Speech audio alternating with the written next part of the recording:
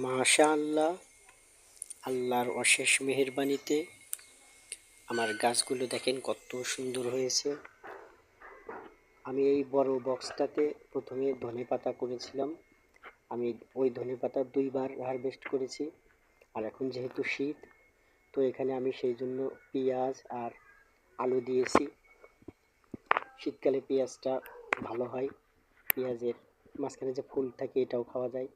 তারপরে এই পাশে রসুন দিয়েছি, রসুনটাও মাশাআল্লাহ অনেক সুন্দর হয়েছে। তারপরে সবশেষ এই পাশটাতে এটাতে আমি বোতল কেটে টব বানিয়েছি। আপনারা চাইলে বোতল কেটে বাসায় এইভাবে টব বানিয়ে তারপর সেখানে আপনারা বিভিন্ন রকমের সবজি লাগাতে পারেন।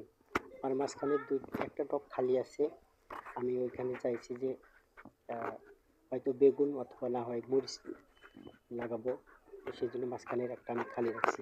এই দেখেন এই যে শিশিরটা কত সুন্দর হয়েছে, এই যে মাশাআল্লাহ, দেখতেই ভালো লাগে।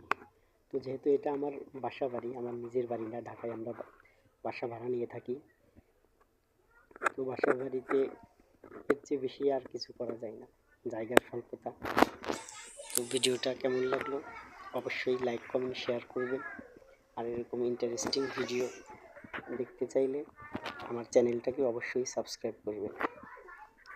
সো ভালো থাকবেন সবাই, আসসালামু আলাইকুম, আল্লাহ হাফেজ।